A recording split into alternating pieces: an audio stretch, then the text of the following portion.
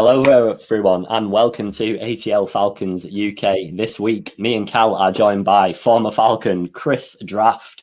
We're going to run through a bit about his career, what he thinks of the current Falcons, what he's up to now, and then just see where it takes us, really. So, Chris, thank you for coming on. Yes, thank you.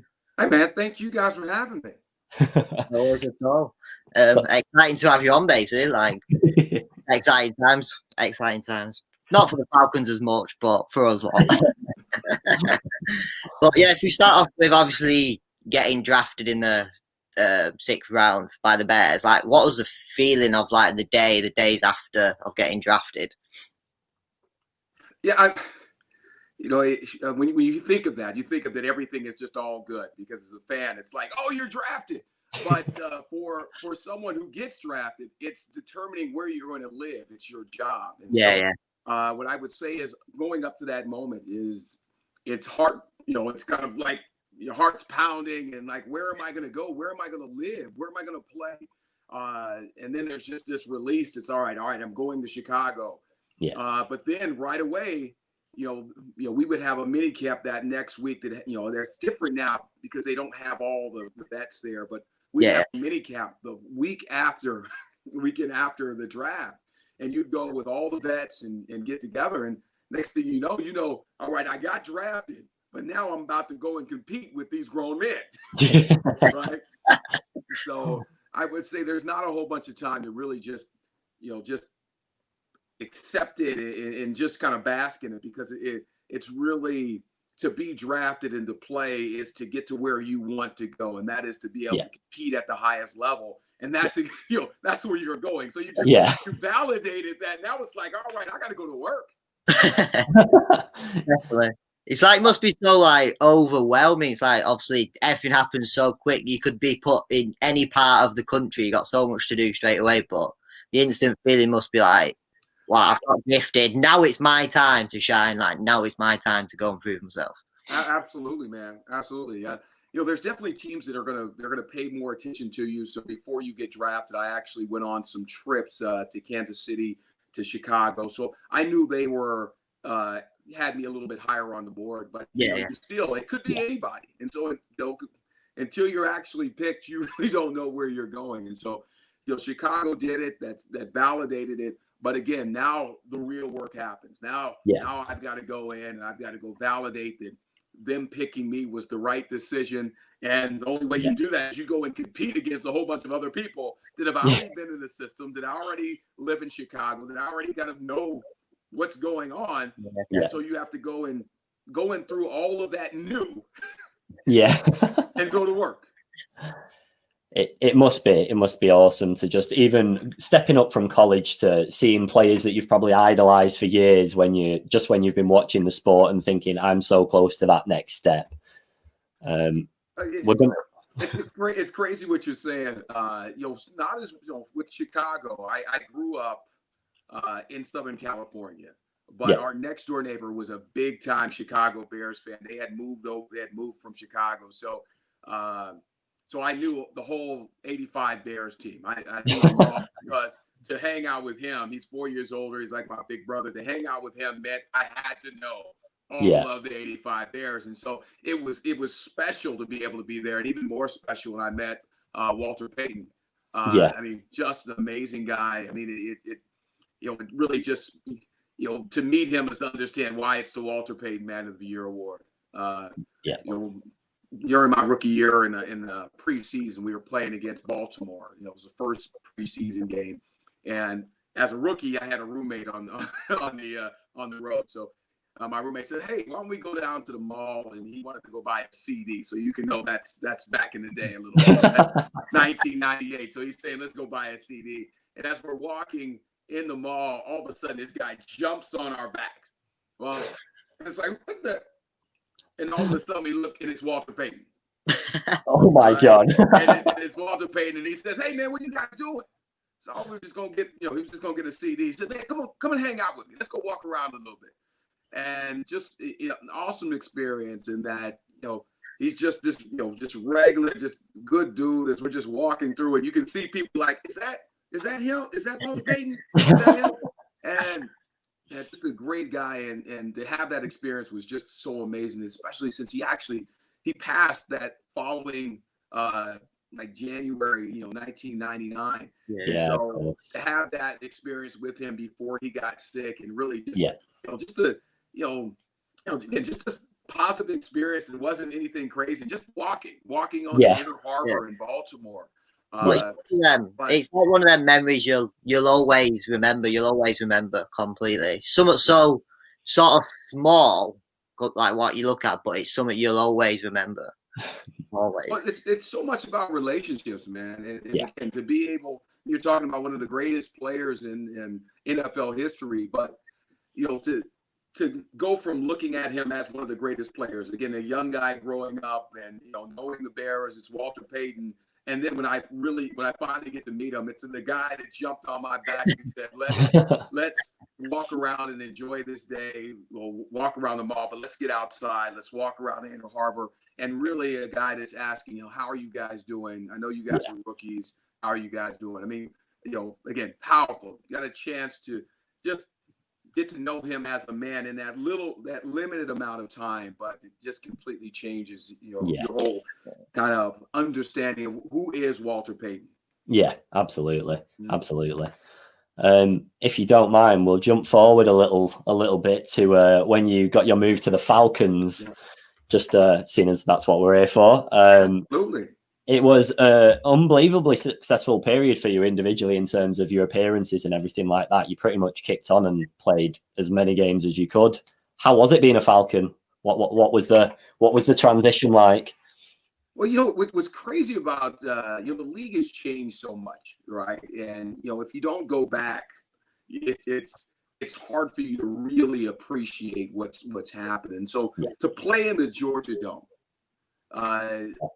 definitely before I went down there, if you guys, guys are a little bit young, so you would have seen clips, of MC Hammer dancing on the sideline with Deion Sanders. I mean, that was when I knew about the Falcons, and along with they were in the NFC West, which is crazy because of how the divisions kind of lined up, So growing up in Southern California, the Rams, the 49ers, Carolina Panthers. Yeah.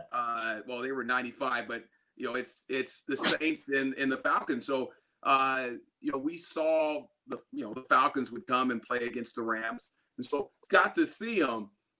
So you and then when they were just rolling, with having this Georgia Dome and everything. So I'm saying there was always a swag about being in Atlanta. There was always something cool about being there. And I'll tell you, from being a black guy playing in Atlanta, the crowd that is, I mean, was fire. Amazing. Just a completely different experience. Again, I went to Stanford, and there's just not that many black people in the stands. And next thing you know, you come to Atlanta, there's over 50%.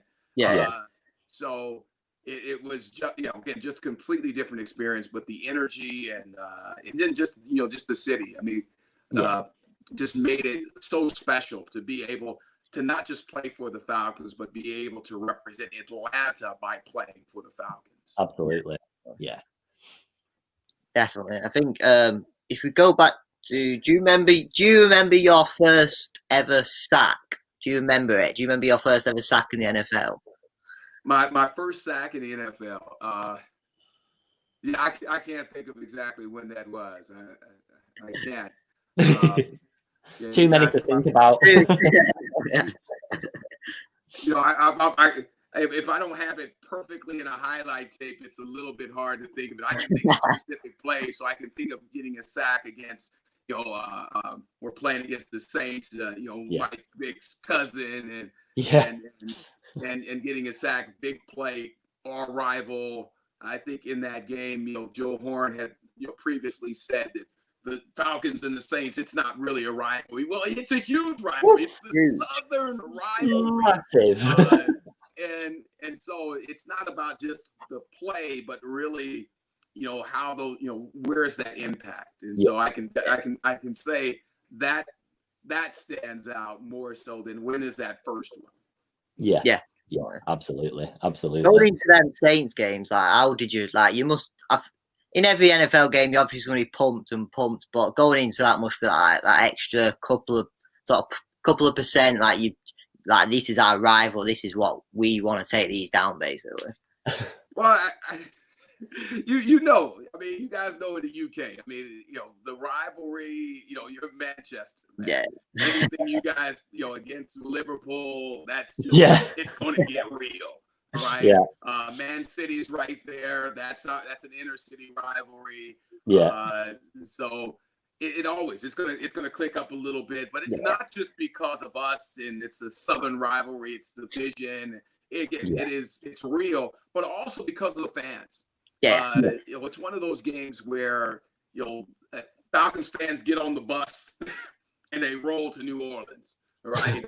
And before the game, they are in Bourbon Street getting it. But it's the same thing here. Tons of New Orleans fans get on a bus from New Orleans and they show up and they try to get loud up in the dome. And so it makes it, you know, most of the time with games, you don't really have as many of the other fans there unless you're just not doing real well. So you get a little bit more of that, I don't know, maybe a college ball game type of feel or something, because there's a little bit more of their fans. But again, absolutely special. And again, anytime there's a rivalry game, you guys know each other. You play against each other 2 times during the year. And again, you build this relationship with each other where it's, you know, kind of like with your brother, there's always that person that you don't like that you want to beat, but then there's that person that you know a little bit more, and you almost want to beat them that much more because you know you're going to see them again. Yeah. Make him remember it. Without a doubt. Do you have a particular moment in your career with the Falcons that stands out, like a specific game or something that made you feel like this is it, like this is where I'm meant to be? Well, I tell you, you know, the most powerful moment, I guess, for me was that, you know, my first couple of years I was on a practice squad at the beginning of the year, and so the Falcons was the first time that I was on the roster at the beginning of the season, and so that was that moment of really saying, yes, I made it. So I played those years, the 2 years before, but being with the Falcons and really making this statement that says, I am here, I'm staying here, and I'm going to be playing here. I think that was, you know, that was probably one of the most powerful moments of you know, my career. Was just that, you know. Then from there, you know, it's hard to kind of say, well, where's that great moment, because there were so many of them. You know, I really enjoyed my teammates and really, you know, relating to them. I love this city and representing the city. So, again, a lot of different ones, but you know, number one that comes to my mind is just the fact of being able to say that this is the point where I'm here. You know, I'm here. I've made it. Absolutely. I would out. But, so you live in Atlanta now? I live in ATL, brother. I live right downtown. Them 4 years, they must have left them. I was considering doing the, you know, because it's actually a beautiful day today. I was considering being outside by the stadium, so you can have that in the background. You guys will to see a Mercedes-Benz Stadium. Maybe next time. Yeah. So it's been crazy. I've actually been able to go to some of the games. You know, there's about, I think, maybe 5,000 people in the stadium. You know, or, you know, right around that. So it's there's not a whole bunch. But you know, what I've told people is that, you know, that's unfortunate in that there's not a whole bunch of people. But the key with football is always adjusting. It is always about making an adjustment. You know, each week we are constantly making adjustments. So the idea that we can play and there's not as many fans and we have to work with it and adjust with it, well, that's what we do. That's why people love this game. Exactly. Right? We make adjustments. And so again, I've been able to see the Falcons, you guys know how this season's gone, is they have all the ability to be able to play well, but some of the games that just, you know, they haven't been able to completely put it together. And then the other teams that they're playing, they want to win too. Yeah. They want to win. Without a doubt. Just out of curiosity, this wasn't really a planned one, but what do you think it is about the Falcons this year that's leaving them a little bit short? Do you reckon it's a mentality or a coaching or? Well, it's a great question. I think last year you saw that when their backs were against the wall, they really responded. Oh yeah, to save Quinn's job, and I would say that that's the problem. You can't play to save somebody's job. You can't play to kind of save where you are. You have to play kind of recognizing that you want to win. Right? Yeah, exactly. So we can't have the back against the wall before you come out and be able, and go to work. You got to understand that the other team wants to win, right? Yeah. So it's not just that you're going to go out there and go to work, but that other team wants to win. If you're playing against the Saints, regardless if Drew Brees is there or not, the Saints guys want to win, and this is a huge game. And so you're going to have to beat them Over all the way to the end, right? Because they're not going to give up. No. I think that's spot on. Really, it's been stressful in the fact that, in my opinion, we've got the players to succeed this season. Our offense is absolutely one of the highest rated. Is in when you look man for man and look at every other roster in the league, we're up there. Like we are up there. There's just been somewhat lacking, a little bit of mentality, and a few other factors. Obviously, a few injuries and things like that, but. But there's potential there waiting for the next coach, whoever that may be, whether it be Morris or somebody else that comes in. Yeah, I mean, you can absolutely see where, there's some greatness there. You've seen it. I mean, with certain games, especially the Raiders game, I think you saw so much of that. But you have to put it together every game, right? Yeah. You have to recognize. I think what the Patriots did. I mean, when you think of their run of just being a great franchise that consistently wins, is they recognize that if you win, if you have success, then the other teams want to whoop you that much more. So you have to be ready for that. You have to be ready for that. You're going to get everyone's best. And I think, again, as you're watching some of the games, the idea that you're going to have to finish the games, it's almost like that's kind of, they've struggled with the fact that, again, the other team, they're not going to give up. They have too much pride. They came there. They're ball players. They're football players. I mean, they want to win too. And so if you want to win, it's not about, like you getting so much where the other team kind of gives up. They're not going to give up. You have got to finish the game out and make a statement, and the game is over. Absolutely. I think it's one of them. I think it's one of them seasons where we know we're not a 4-8 team at all at this part of the season. We should be at least 7 wins, and it's like, I think it's one of them seasons where you'll look back at and be like we didn't deserve. I wouldn't say it's hard to be deserved because it's like we've blown certain leads, etc. But it's like we deserve to be better. Like we are better. The team, like what Danny said, the offense is very. The defense last few weeks has improved like a lot. Heavily. Still have the bits, but it's like the difference between the first 5 games and the last 7 games is a massive difference. And if we can improve that going into the draft, etc., and then free agency with a new GM and then depending if Morris or a new head coach comes in, I think it's a good. We know we have cap space problems, but it's a good foundation for someone new to come into, I think. Absolutely. I think, you never want to say deserve, though. I hear what you're saying. Yeah. I had a coach, I'm not going to put his name out there, but he had told a team, it wasn't the Falcons, that we had worked so hard during the week that our team deserved to win. We deserved it. And I brought my teammates up. Again, I'm trying not to throw anybody under the bus. What I'm saying is I brought my teammates under the bus, brought my teammates up right before the game. And I said, there's somebody running around here saying that we deserve, to win. And I said, no, we don't deserve it. We put in the work, so we deserve to walk on this field. And so anything that we get on this field is what we take. Yeah. Right. Because they're not going to give it to us. We're going to have to go take this ball. We're going to have to go take it down and score, take it back, and we're going to have to score more points and go take this victory. And that's what's missing, right? When you see that there are 3 games that got away, And unfortunately, with those 3 games, it's not just a deserve. It says you have to take those victories and recognize that just like with this season right now, and just like with this year right now, this 2020, there are so many people that are trying to just throw it away. And I say, no, you can't throw it away, right? We have to own it. We don't have to like it, but we have to own it. Right? Think of it in ball. This might be the only season. There are players out there that this is the only season that they will play in the NFL. Right?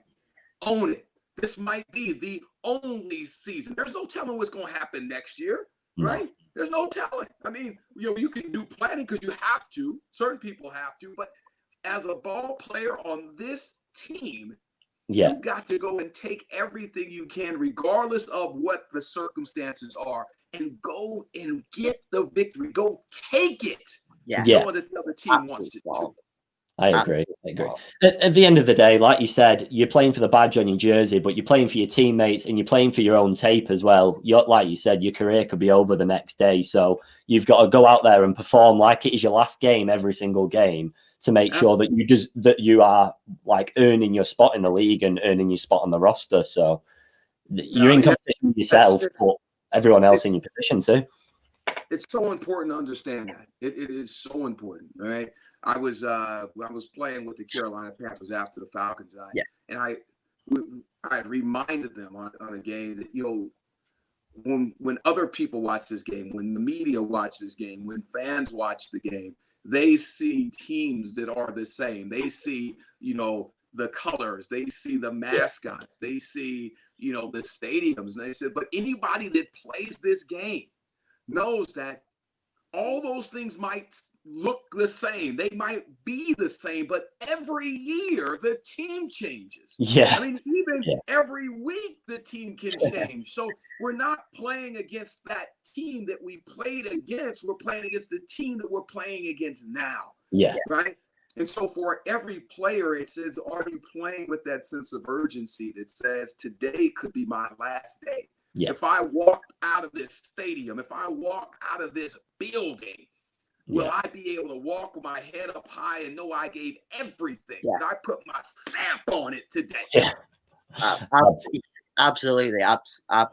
It's like what you're saying. Just if you give it all and you walk out and you're happy with, even if the result didn't go your way, but you've done your bit. You can think, well, I've done my bit for the team. I've done it for the fans. I've done it for myself. I've done it for my career.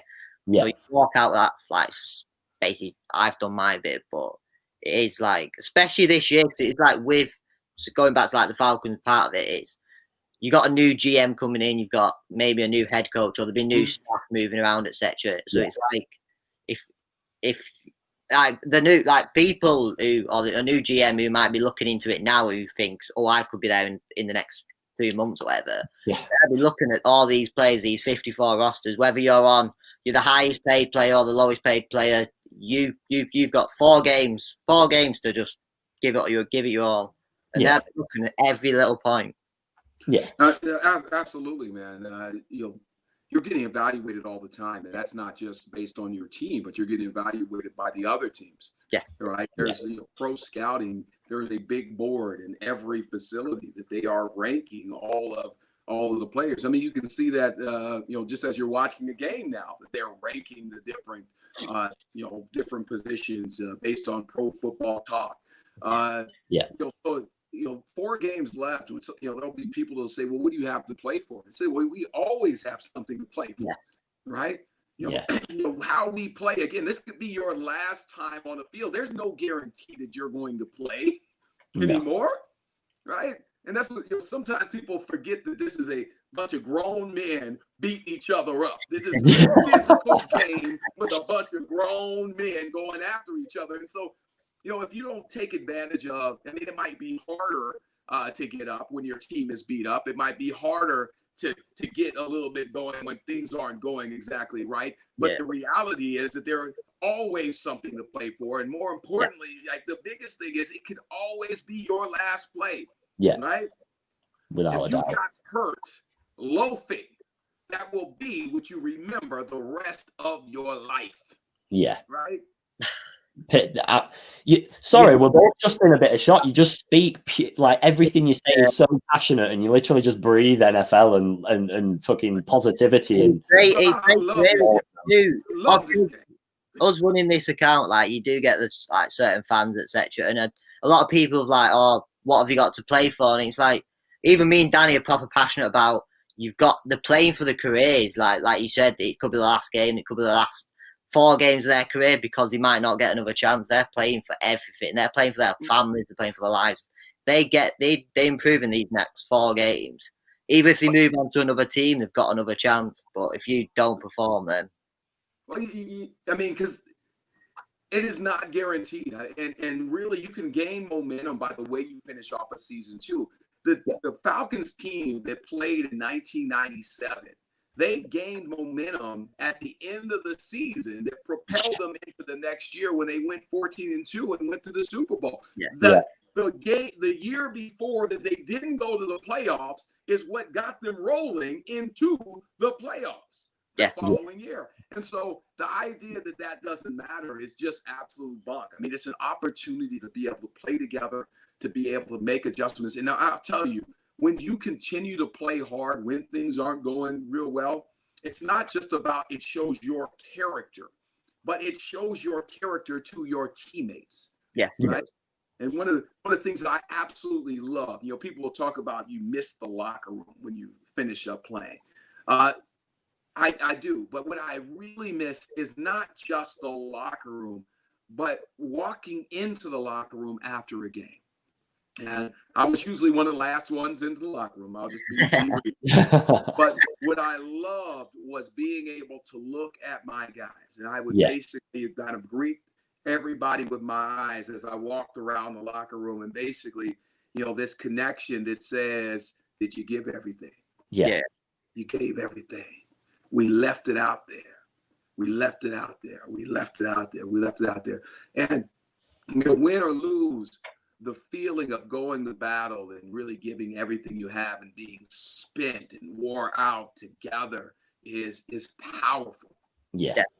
It's like we're passionate as any. Like we've only been fans 2 years as Falcon fans, and now like our passion, like for our football team, soccer teams over here, we've got the same passion as for this in 2 years' time, and it's like probably more because it's more stressful.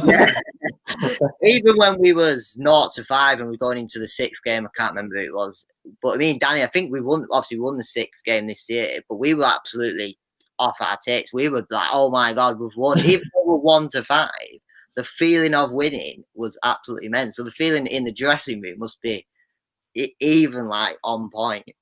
Yeah. Again, because it's all the work that you put in, right? It's not just about winning. It's about the plan that you have. It's about the preparation. It's the preparation, not just that week, but the preparation that you had in the off season. I mean, that's why when you think of somebody that wins the Super Bowl, they don't win the Super Bowl on that day, right? Yeah. You don't just win it on that day. They won the Super Bowl by everything that they did leading up to that day, right? Yeah. When you have these championships or these amazing moments, what you end up getting is some flashbacks of when you put work in. Yeah. The work that you put in when nobody was there. That the extra heels that you put in, the extra weight room time that you put in, because that's why you were stronger on that goal line stance. That extra explosion, something, that extra time in the video because you saw the play and it was obvious because you had saw it in the video, in the video room. It's that time that you spent building your team.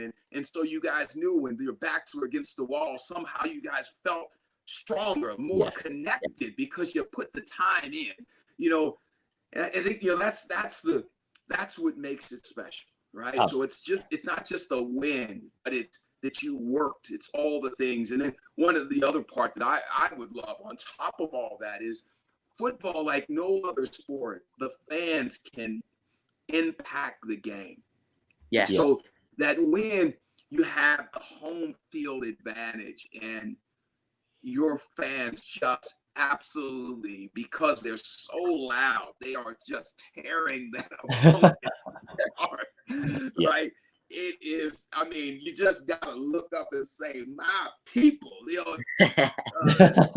or or there's nothing like, I'll just keep it real. There's nothing like going into somebody else's house and their fans just being quiet. Deadly silent, nothing. You've killed because that. you just put work on them. It's like, right. Yeah.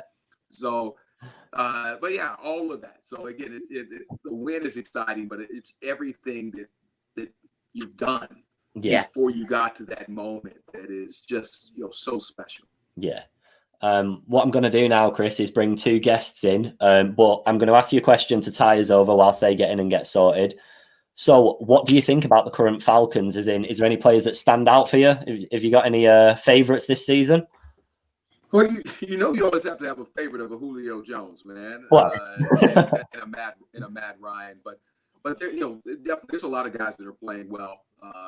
Just as we talked about before, it's just they're not putting it together, right? Yeah. There's play, people that are making plays like Gage making plays, Calvin Ridley making plays. You see Hayden Hurst making plays. Brian Hill coming in. Todd Gurley has made some great plays. I mean, coming in. Offensive line at times have done tremendous together. Defensively. I mean, there are people back making plays. I mean, Deion Jones. I mean, my man 5'4". He is. Louis Khan. I am biased. That was actually our next talking point. You've beat us to it. We were actually going to ask you for your opinion on him, so I'll let you go for that. Biased because he's wearing that 5'4", but he is having a heck of a season. Yeah. So again, regardless of what the record is, you can have people that are playing well. But the key is, if you want to win, it all has to come together. It's not just about one player having a great game or a couple of players. Like, everybody has to do it together, and then they have to finish it together. Yeah, without a doubt. Rob, Liam, thank you both for coming on. We know you've got questions lined up for Chris, so we'll let you two be the host now, and we'll just sit and enjoy the show. Yeah, do you want me to go first? Or? Yeah, you can do if you want. Yeah. My first question really is in particular about your position. Obviously, I know you played a bit of inside linebacker, a bit of weak side linebacker. How do you think the position has changed from the time that you were playing to today's game? Do you think players are more athletic at that position? Do you think it's the same? Do you think it's completely changed? That's a great question. I think if you watch the game right now, you can absolutely see they're throwing the ball more. Myself as a guy that really most of my career was about 232. They would look at me as an undersized linebacker. But in today's game, I would be less undersized because when you look at the linebackers now, you're looking at guys that are faster, that are smaller, that are able to run with the wide receivers, run with the backs, because it's a more wide open game. There's still teams that will line up and try to pound you, and you still need to be able to do that, but nowhere near what it looked like before. I mean, I was at the transition between a lot of 3-4 defenses and into the 4-3s, where 3-4s, those guys, middle linebackers were big. Right now, I still play 3-4 at my size, and I had to come down and put some fire on folks. But old school 3-4 linebackers were taller, bigger guys that really didn't move, so well because the game didn't require them to be able to do that. So I think naturally the game is opened up a lot more.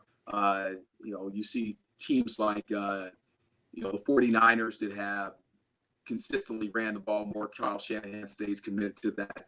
The Rams this past week, you saw them 2 tight ends and really ran the ball. But it's a little bit more pass friendly than run friendly. So that's been more of a transition. I think I've seen a lot of the guys having to do a lot more coverage than maybe they used to. Obviously, the sideline to sideline speed is it just seems to be ramped up every time a new guy comes out of the draft. Obviously, Deion Jones for the Falcons, his sideline to sideline speed is incredible. I mean, he's as quick as a lot of corners out there. And I've been watching the NFL for sort of 10, 12 years now, but I'm really seeing more athleticism in especially in the middle linebackers and the way that they're actually tracking people and they're tracking those running backs. And No, it's really impressive, Yeah. and it's very interesting to see where the position goes. Really. Yeah. Yeah. I mean, again, as with your question, as there's more passing, and more isolation of wide receivers, of running backs in the middle of the field. I mean, it just it makes it where the guys have to run. They've got to be able to run sideline to sideline. Yeah. If you can't do that, you can't play linebacker. I mean, you just can't really do that right now. So, yeah, and even some of the guys that are bigger. I mean, Demario Davis for the Saints is just having an amazing year. Yeah, big good guy. But if you watch him in coverage, I mean, he is blanketing some of these tight ends. So I mean, you need to be able to do that. Again, you see with Dion, and again, I'm telling you, Oluokun has just had a tremendous season. Not just with covering and running, but he's knocked the balls out. I mean, he's made some big plays throughout the season. Huge. My second question was a bit more outside of football, more about Atlanta in general. I just wanted to ask sort of how the Atlanta community has inspired you and what it means to you to live there and to be part of that. And, the people that you've met, the places that you've seen, what does it mean to you to be part of Atlanta? Well, Liam, that's a great question, man. I mean, Atlanta is the home of Dr. King, Dr. Martin Luther King Jr. I've been blessed over the last 2 years to get to know Bernice King, his daughter, very well. And, so with all the things that have happened, you guys saw what happened with George Floyd and all the rallies, pretty much they were down here. I mean, I can show you guys videos from me just walking out my building and the rallies being right by CNN Center or right around Centennial Olympic Park, either going around the park or going to the Capitol building or meeting at the park. And so much, so many eyes were on Atlanta.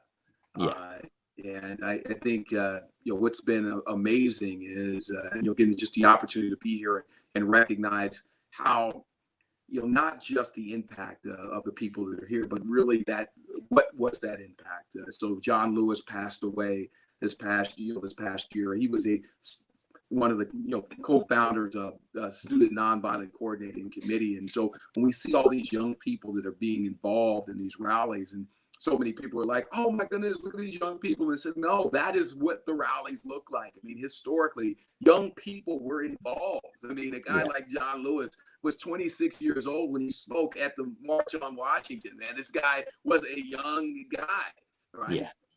Right. And you have to, actually, I think it was 23. My bad on that. I mean, young, involved, and Dr. King was 26 when he took over the Montgomery bus boycott in Montgomery, in Montgomery, Alabama. And so to see these connections of these people and be here, it's really made the civil rights movement come alive that much more. Even though I've been studying it my whole life for the most part, but to see so much of the things that Dr. King has talked about, so many things that John Lewis, that so many of these other leaders have talked about, are really being so relevant to what is happening right now. And just this reminder, and I think, that's where I love football. I mean, you guys know, I love this game. This great reminder that says that you can't get comfortable, that just because you won the last game doesn't mean you're going to win the next game. And so the same thing in our country that says that we have to stay vigilant on defining what kind of country that we're going to be. You can't just get comfortable with that. And so, again, it's just like a ball team. You have to keep fighting. You have to keep defining. And you have to keep looking for leaders that are going to stand up, because it's not going to just be the same ones. Yeah, absolutely. Powerful city. Yeah. Very, very. That's me. Thank you very much. I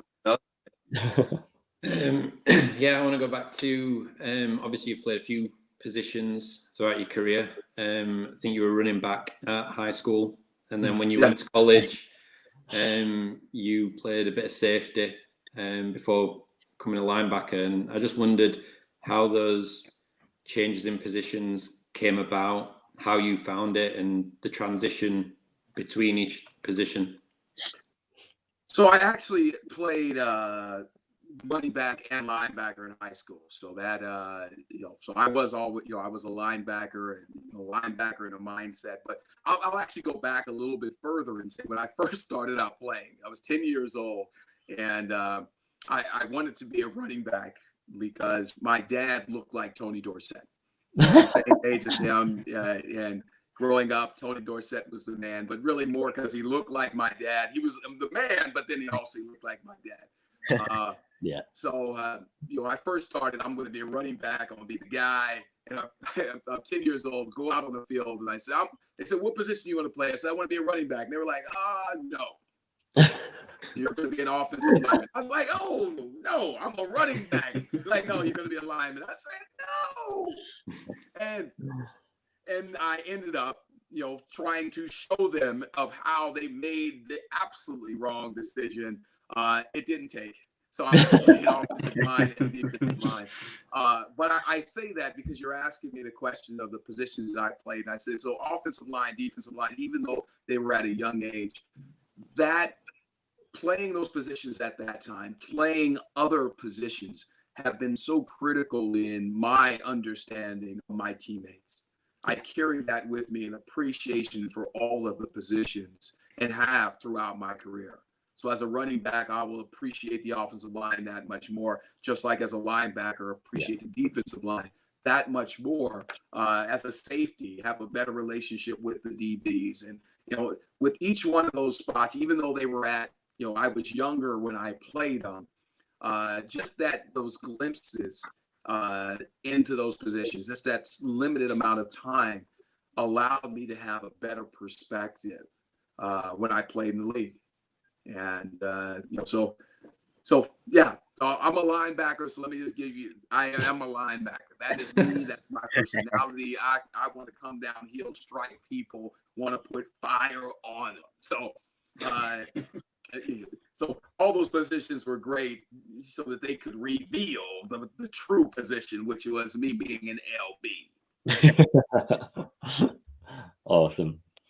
And I think one of the most successful seasons a team that you were on had was the 2004 Falcons, when you went 11-5 and got to the NFC Championship game, losing to the Eagles, unfortunately. But how would you rate that 2004 season, both for the Falcons and you personally?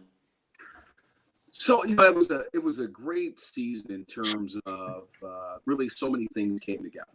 And what I'll say, was a great memory for me about that season is I would have the guys come over on Thursday. We had a massage therapist, a guy that did ART and then acupuncture, would come over on Thursday. I would have between 15 to 20 guys would come get extra treatment on Thursday every week. And so our main days are Wednesday, Thursday, Friday. So Thursday is kind of our hump day in preparation, and it was this big difference of being able to get our guys to get extra treatment, which was critical. Yeah. But then we had time together. I mean, I felt like we grew so much as a team because there's time that you spend in the locker room getting to know each other, and then we kind of go home from there. But by coming by my place, we had an opportunity for guys to just relax. And just kind of hang out with each other away from the facility, away from the eyes. And I felt like, that really made us, and if you talk to the other players, they'll say the same thing, that made us a stronger team, along with doing that with the commitment of getting better, the commitment of doing the little things. What is it going to take for us to get better? It's doing the little things. And if that is a massage, if that is a stretch, if that is eating, whatever that is, are we willing to do those things? So that when we get down to the end of the game and it's, that those inches, we've done the work to make sure those inches go in our favor. Without a doubt. I mean, you were successful throughout your career, but that season, like you said, it's the little things that matter, and those things are what the fans don't see. We just see you on the field, you see a ball game, and you might see a little bit of training, but every one of those little things seems to contribute so heavily, and especially for you, like you said, spending time with your team, because the camaraderie in the roster must make a huge difference. The closer knit of a bond you have with your teammates, the better you're going to play end of, regardless of how you're spending that time with them. You just need to know them as men and as players, I suppose, don't you? Absolutely. I mean, again, it's not just players. I mean, when you go through it, playing fantasy football or something, you might just look at stats and you're looking at the numbers. But the reality is, you have to build a team with leaders with a solid chemistry. I mean, that's what works. And when you see a successful team like we had that year, we had great chemistry. We had great, a great balance within the team. And so, that's, it's not always talked about. You'll hear it, and, but they'll talk about the numbers first, and then they'll kind of talk about the chemistry that goes along with it. But, you have to have that nice balance, between, having leaders that are respected, people that know how to follow, people that know how to play their position, and do it together. Understanding what people do well, coaches the same way, that everything is in alignment. But that requires work. And so I can say during that year, I had a lot of conversation with our coaches, with our, defensive line, defensive coordinators, and they were willing to have, find out how we're doing, and really make sure that we were in alignment, without just saying, oh, of course we are. Having those other, those extra conversations and say, hey, we're good, right? We're together on this. So, I think that was a big part of it. And you guys saw it. Unfortunately, it was just the NFC Championship game. We didn't end up going to the Super Bowl that was in Jacksonville that year. But definitely a powerful and a great season. Yeah, absolutely. Rob and Liam, if you've got any more questions, feel free. We've got a few more lined up, but if you've got any, feel free to. Well, the season after, the 2005 Carolina Panthers had practically a identical season. They went 11-5 as well and got to the NFC Championship game, which they lost. Obviously, you were on that team as well. So, with the similarities between the teams, which season did you prefer, and why was it the Falcons? Well, great question, Rob. That's how you I love how you set that up to create the bias that is necessary. A Falcons call. I'll say, just lean right in on the last part of your question and say it's different when you've played 5 years with a team. Yeah. Right. So going to the championship game with guys I had played with for 5 years definitely makes it different. Because we've gone through so much together, that to get to that point of a championship game was special. And again, there's more of a journey. So it doesn't mean it wasn't special the next year, but it wasn't like it was my team for a long period of time. So that was my team for a year. So it was great that we were able to accomplish it that year. But the connection, when you look at your teammates, there's not the connection of saying, remember where we were in 2000, remember in 2001, remember 2002, remember 2003, and then this moment right here. So I think that's the biggest difference. I mean, again, both of them going to the championship game, unfortunately, both of them losing. But anytime you can do that, it's a successful season. But the difference is the connection between my teammates. Yeah, definitely. If we go back to one play now, Falcon.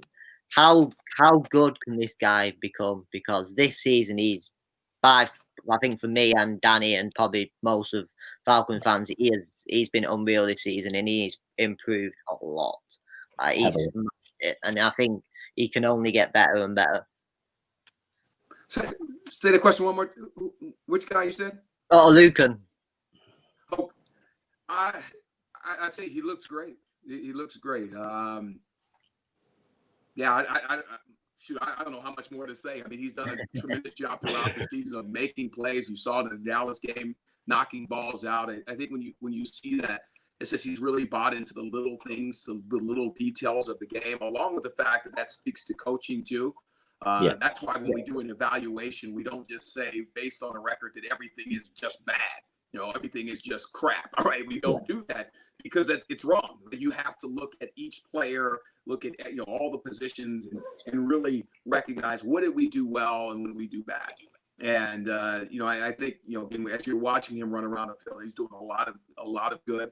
I think the only thing that I would want to know more, because I'm not down on the field with him, is really how is he leading? Is he just leading by the way he's playing, absolutely flying around? And I like the way he's tackling. So he's definitely ripping the ball out. But I think if you guys are watching the games, that he's actually tackling stronger than Dion. Yeah.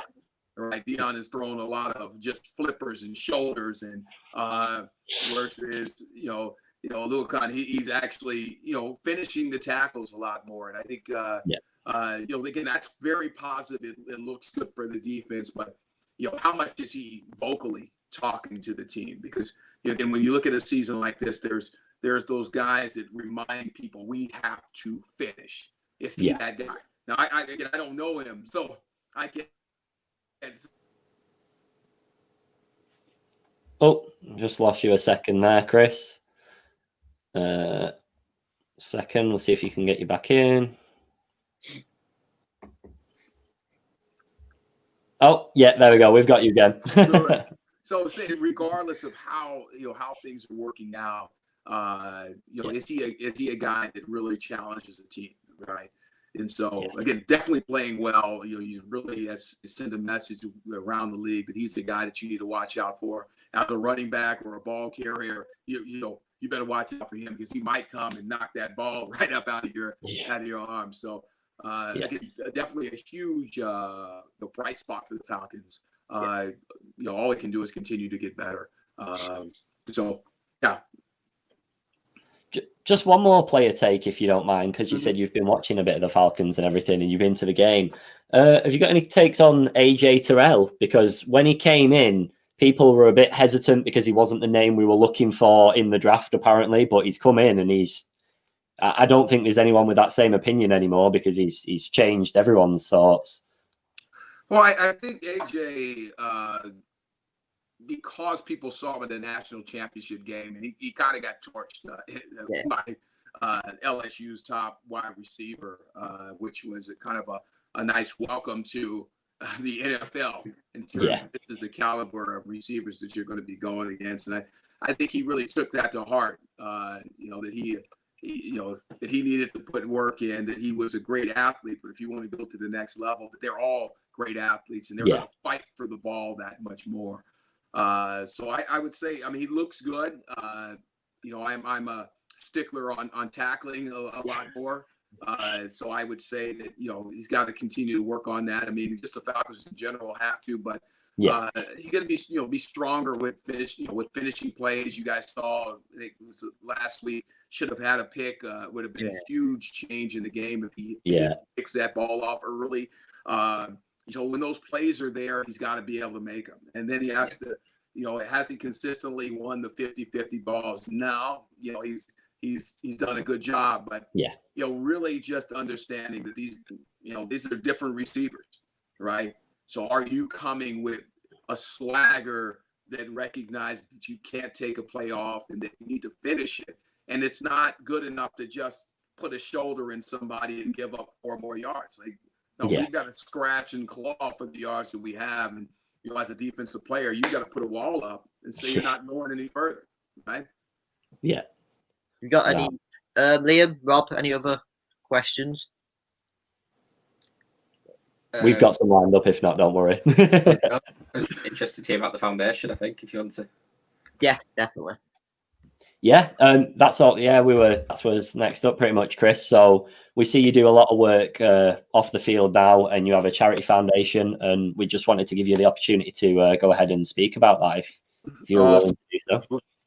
Well, hey, man, appreciate you guys having me on too. I saw you guys on Twitter, man, reached out, and I've had an opportunity to go to the UK a few times here in the last few years, and been excited about some of the opportunities that we've been able to do. Our NFL, so So let me go back and say, when I finished in the NFL, my wife Keisha was diagnosed with lung cancer in December of 2010, and unfortunately passed a year later in December of 2011. So right around this time, she passed 2 days after Christmas, December 27th. So it's Christmas time is always a little bit different. We got married November 27th, and that's usually right at Thanksgiving. So this year was the day after Thanksgiving. So both of those holidays have different meaning now. It's what it is. So my wife on our wedding day, or before that, she asked me, what if we don't get presents? What if we ask our family and friends to donate to our foundation so that we can fight against lung cancer? Because that's what she had. I mean, she was diagnosed with lung cancer, 37 years old, amazing shape, never smoked, and had a little shortness of breath, and was again diagnosed December of 2010, basically 10 years ago now, with stage 4 lung cancer. And then again passed a year later. But she said, when we got married, she said, what if we asked them to join in on this fight? And that's what created our Team Draft initiative, that initiative, which is committed to changing the face of lung cancer, that was initially a national campaign that we kicked off at the 2012 Super Bowl with a feature on ESPN right before the Super Bowl that has transformed into an international campaign that is taking me to London, Dublin, Australia, Canada, Mexico, and Spain, number of other countries. But as it relates to specifically there at the UK, before the quarantine or before COVID really hit, early March, I was in London and spoke at Parliament, and we were raising awareness behind our nurses, which this is the year of the nurse, and really challenging the MPs to understand that lung cancer is the biggest cancer killer, and that is not just here in the States, but that's pretty much across the world. That it is a bigger cancer killer than breast, prostate, colon combined, and which is just absolutely crazy that happens. But the lack of awareness of the importance of research, the lack of awareness and the importance of early detection from screening, the new therapies have made it where it's not where we want it to be. Along with the fact that there's been so much new innovation that it's a lot of things are coming. So there's real possibility that we have to make sure that that innovation really gets down to the people. And so that's really been my message as I go around, from here in the States to all around the world, is that, historically everybody knows the connection with smoking. Literally, yes, that is the biggest risk factor. But there are so many people that struggle to stop smoking because the cigarette industry has made that happen. That our countries were smoking countries, so they embraced that. So to hold that against somebody is absolutely wrong. Here in the States, they actually indicted the cigarette industry for predatory marketing and making cigarettes more addicting. We have former smokers that have quit. I mean, this addiction that they have quit. I mean, we need to celebrate that being able to get that done is a huge accomplishment in their lives. And then we have people like my wife that are never smokers that it wouldn't work. I mean, like they didn't smoke. They didn't do it. So the only thing that you have is finding it early or being able to treat it.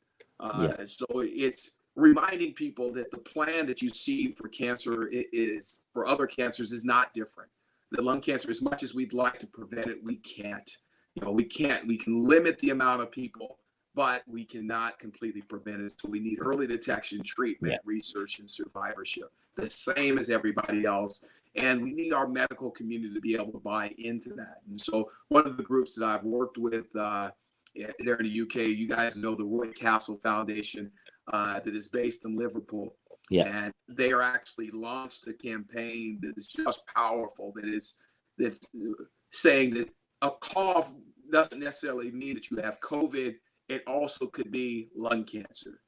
And that campaign that is getting pushed out right now is a campaign that's really focused on the GPs, acknowledging that general practitioner is going to be the first person. That's going to be, they're the gatekeepers in being able to diagnose COVID or lung cancer or anything else.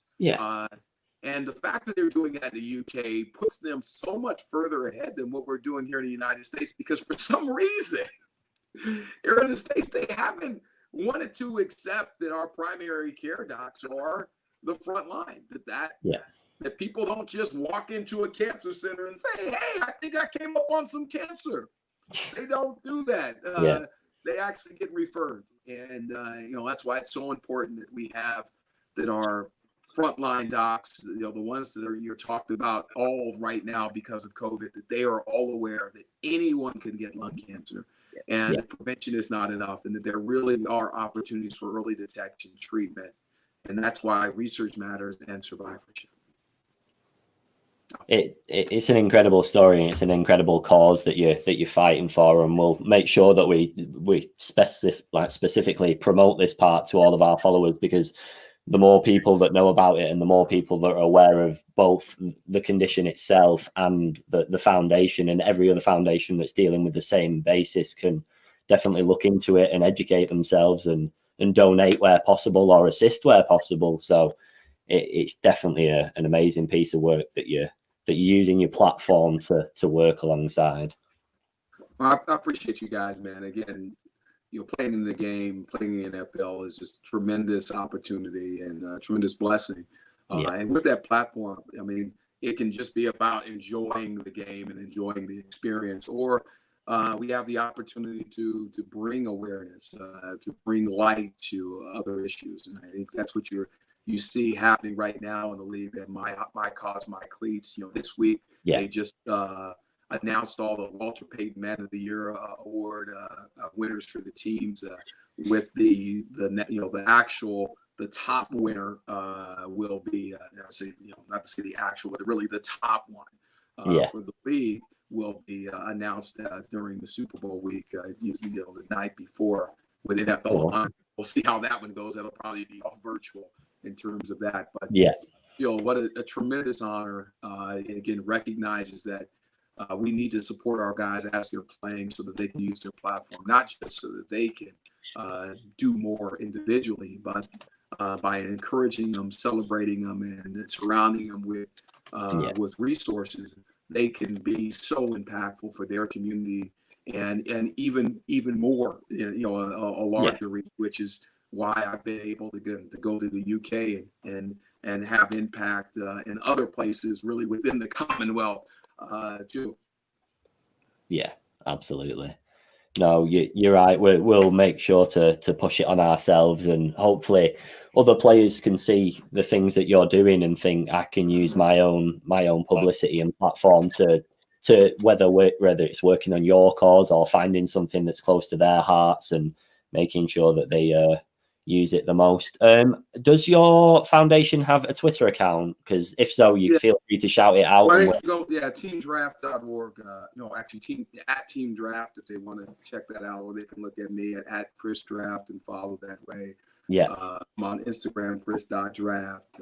And then if they want to see our site, teamdraft.org, ChrisDraftFamilyFoundation.org. Awesome. So, we'll make sure to tag you in everything anyway. Thank you.